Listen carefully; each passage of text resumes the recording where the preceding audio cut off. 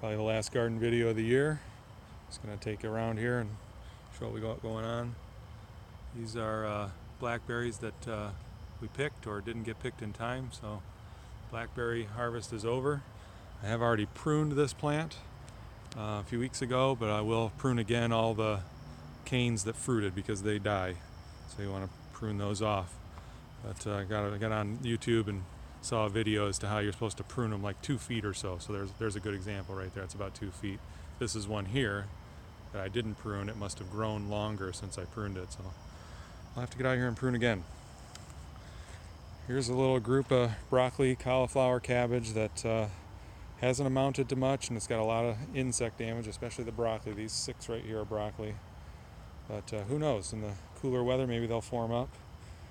Kind of the same thing here. These are just bigger versions of those cabbage and cauliflower, and you don't really have a well-developed head in there yet. And again, it's a lot of insect damage, so we may not be eating any of this. That's broccoli there.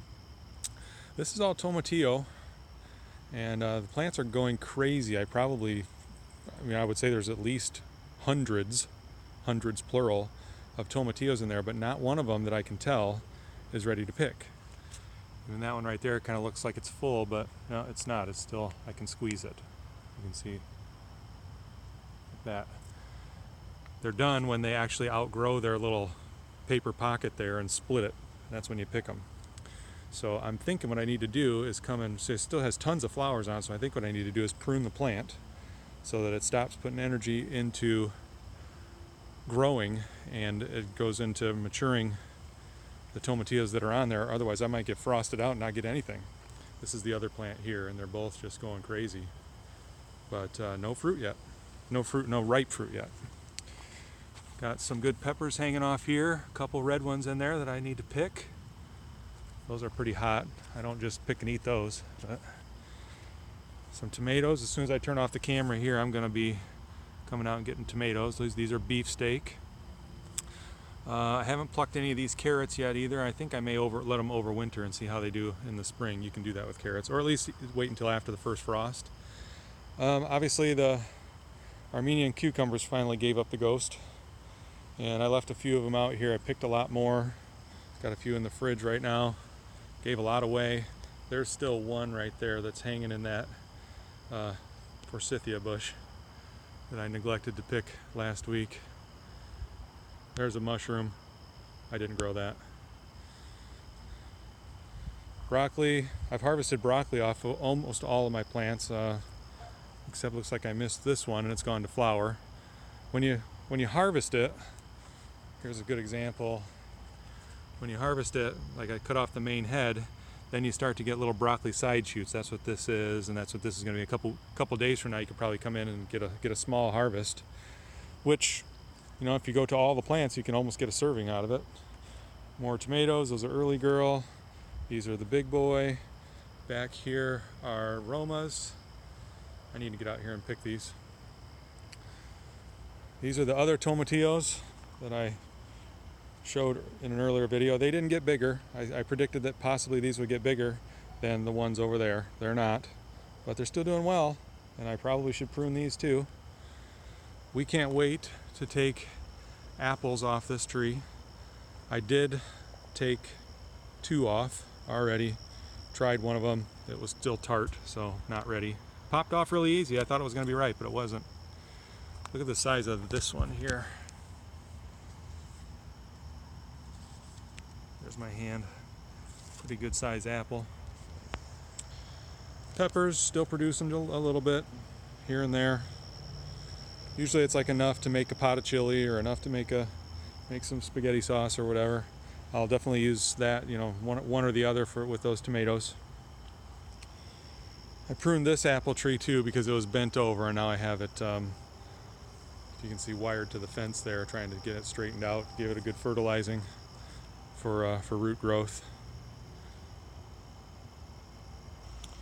This is a tomato right up by the house that I certainly did not plant, and it's pretty loaded with tomatoes. I can't stake it up because of these rocks. I couldn't pound anything in without a whole bunch of work. So I kind of just set them on top of these wire cages, and I don't know if it's gonna if it gets enough sunlight back here for these to ripen up, right? This is too close to the house. The sun goes this way in the sky, so by noon they're out of the sun. So I don't know if they'll ripen up or not. And I gotta guess these are Roma, because just by the shape of them, that's the only type of tomato I've ever grown that has this shape. So I imagine they're Roma, and it's just a volunteer, just popped up. You know, either a bird moved it over here, or maybe the snow or whatever. More volunteer tomatoes. I don't even pick these. I mean, they just come up, and I don't have the heart to pull them all out. So these are the ones that I left, and we got tomatoes. I've picked a few, but I don't make a point to come out and pick those. It's almost like too much work to pick cherry tomatoes when you're making a spaghetti sauce. These guys were late to the party, but they're now fully open.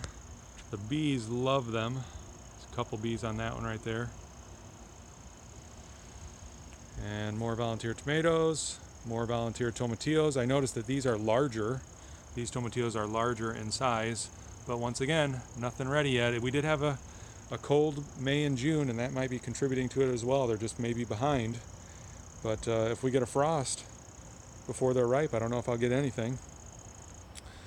This plant just really did nothing all year until it gave me one little squash a few weeks ago, and then it's got two more on there now. This is crookneck squash.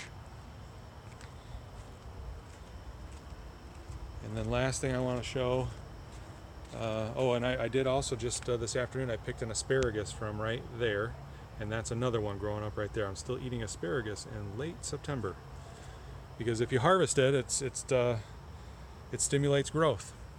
This is the best tasting squash I've ever had. It's called Romanesco, and there's a good one right there that I'm probably going to pick Monday or tomorrow or the next day. Today is Sunday. And then this one that's next to it, this huge one, so you see the difference in size. Again, here's my hand. So this one's about twice as long as my hand. And then this one is probably 3 times as big as that one. I'm going to let it grow and try to save seed. That's what you're supposed to do, I guess. I tried saving seed from one that we actually ate. I just pulled the seed out before I cooked it. And the seeds didn't look that great though, so I'm leaving this one on the vine, and this is definitely the biggest one that I've grown this year. This squash is amazing. Amazing tasting, and it's really starting to produce more and more as we get farther into fall. So, well, thank you again for watching, and get a life.